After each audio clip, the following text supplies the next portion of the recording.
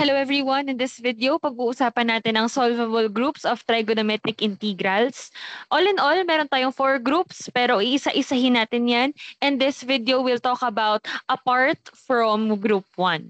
Without further ado, let's get this lesson started.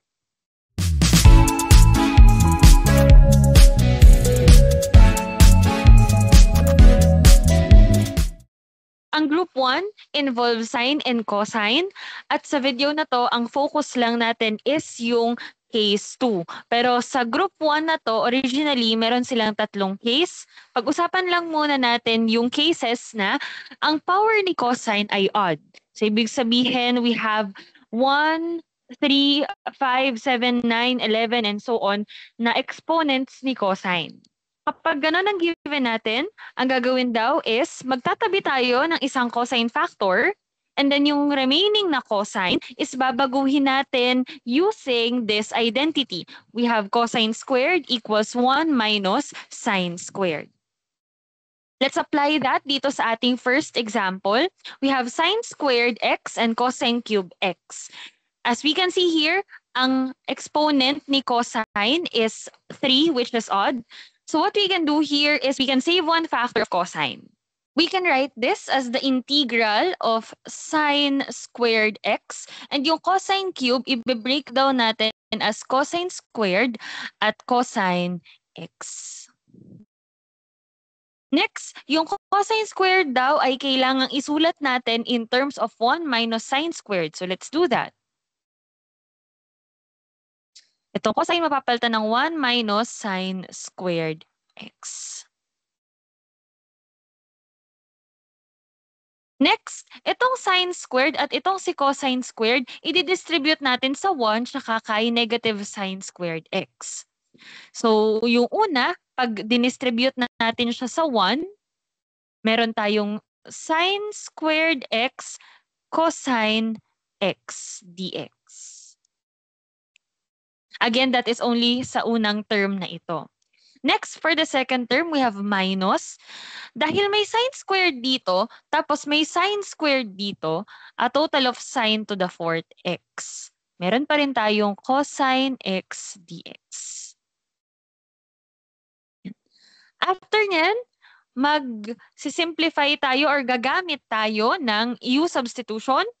Magle-let u tayo at ang ile-let u natin ay yung may exponent. Again, yun ang prio natin or priority natin na ile-let u, yung may exponent. So pag ni-let u natin, in this case, ang may exponent ay si sine. Alam naman natin ang derivative ni sine is cosine x dx. So, pag nilet u natin, itong sine squared, magiging u squared na lang siya. Tapos itong cos x dx, mapapalitan ng du. Same goes here. Yung sine to the fourth, magiging u to the fourth. And then itong cos x dx, magiging du. And mas mukha siyang madaling tingnan, mas kaya nating kuhanan ng integral. Ang u squared du, kapag kinuhanan ng integral, we have u cube over 3. And then yung pangalawa naman, meron tayong u to the fifth over 5. And finally, don't forget plus c.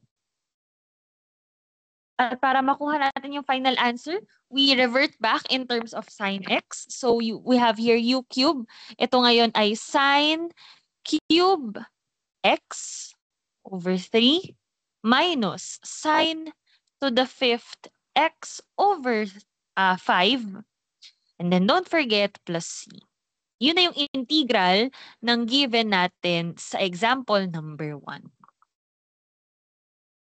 Let's go to example number 2.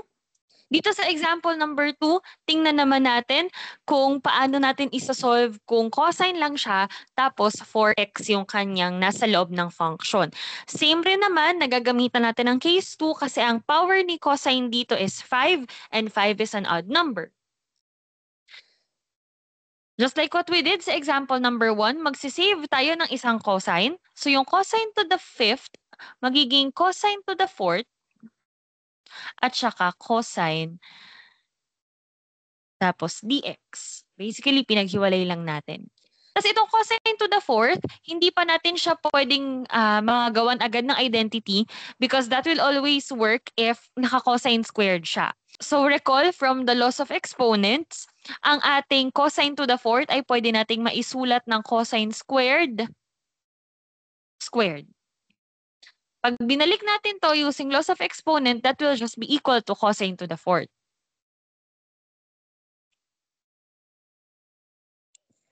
Now na lumabas na si cosine squared, pwede na nating gamitin yung identity. Cosine squared can be replaced with 1 minus sine squared. Don't forget, we still have 4x. May exponent pa nga pala ito sa labas. Kung kanina sa example 1 ay nag-distribute na agad tayo ng cosine, dito hindi pa kasi may exponent pa na 2 sa labas. So kailangan muna nating tanggalin ang exponent by expanding this binomial. So that will be our next step. To expand this binomial, we square the first term. So 1 squared is 1. To get the middle term, we will multiply itong 1 tsaka sine at itong 2. So 1 times negative sign is negative sign.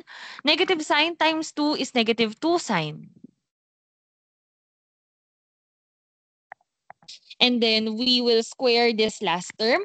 Negative sign squared na naka-squared is positive sine to the fourth 4x. Meron pa rin cosine 4x sa labas. And then itong cos 4x ay i-distribute sa bawat isang term. And as we do that, i-separate na rin natin sila.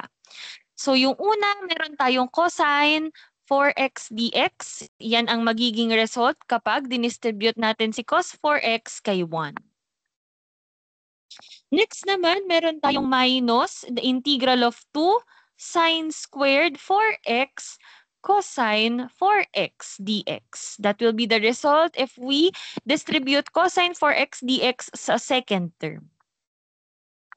And dito, meron tayong integral ni sine to the fourth 4x cosine 4x dx. Ituloy lang natin sa next slide.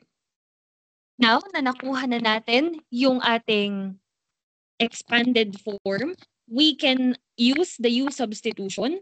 So bago nga pala tayo mag-U substitution, i-simplify muna natin itong ating cosine 4x dx. Dito, para hindi tayo malito, instead of using U sa part na tong cosine 4x dx, we can use a different variable. Pwede nating gamitin ay letter M. Let M stand for the 4x. We know that the derivative of M is just equal to 4 dx. But since dx lang ang meron tayo dito sa una, we divide everything by 4. So ang dx natin ay dm over 4. So itong unang to, isusulat natin siya as the integral of cosine. We will not write 4x, we will write m. And then yung dx ay magiging dm over 4. Tapusin muna natin itong part na to bago natin simulan itong second and third na integral. So lalabas si 1/4. Maiiwan lang si integral ng cosine m dm. And we know na may sarili na itong integral. Ang integral ni cosine is sine. But instead of writing m, pwedeng ibalik na natin siya in terms of 4x, sine 4x. Diniretso ko na ng substitute si m. So later, kapag gagawa tayo ng integral ng second and third na integral na ito, ng mga terms dito sa ating first line, ikakopy at ikakopy lang natin yung 1 over 4 sine 4x. Let's go back here. For the second and the third terms na integral, ang ile-let u natin dito is yung may exponent na squared, which is sine. Ang du ng sine is cosine 4x. Pero dahil may 4 dito sa katabi ng x, ibig sabihin may 4 din dapat nakatabi si cosine. Dahil wala namang katabing 4 si cosine dito sa pangalawa at pangatlo nating integral, we divide everything by 4. So, ang cos 4x dx is just du over 4. Itong 2, since hindi naman siya kasama dun sa ating cosine 4x, we can factor it out. We write 2 outside. And then we have here, itong sine squared, mapapalitan ng u squared. Kasi nga, ang sine natin is replaced with u. And itong ating cosine 4x dx will be replaced with du over 4. Plus the integral of sine to the 4th x. Itong sine to the 4th x, dahil ang sine 4x ay u, that will just be u to the 4th. And then ang cos 4x dx is du over 4. Pwede nating ilabas si 1/4, magiging 2 over 4. Integral ng u squared du. Plus, 1/4 ulit ay lalabas. Integral ng u to the 4th du. Ang 1/4 na ito ay pwede nating i-lowest term. Pwede yang 1/2 na lang. And then itong u squared, alam natin that will be changed to u cube over 3 kapag kinuhanan ng integral. Tapos ito namang 1/4 copy. Yung u to the 4th magiging u to the 5th over 5 plus c. And finally, ibabalik lang natin yung mga u in terms of sine 4x. So the final answer will be 1/4 sine 4x minus 1/2 times 1/3 will be 1 over 6. Ang u cube natin will be sine cube 4x plus 1/4 times 1/5 is 1 over 20. Ang u to the 5th natin ay sine to the 5th 4x. Then we put plus c. Ito na yung final answer natin. Recall natin yung process. Whenever we find an odd exponent for cosine, maglalabas lang tayo ng isang cosine. And then, yung natitirang cosine, kailangan gawa natin ng paraan para lumabas or magamit itong 1 minus sine squared u. Kung kailangan mong mag-expand ng binomial katulad dito, kailangan mo siyang i-perform.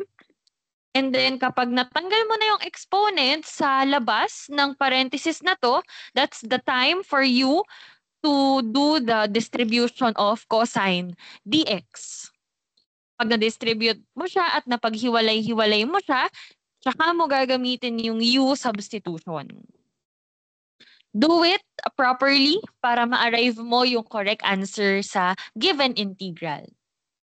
As a challenge, pwede ninyong sagutan itong example number 3. And then, let's confirm if pareho tayo ng naging sagot.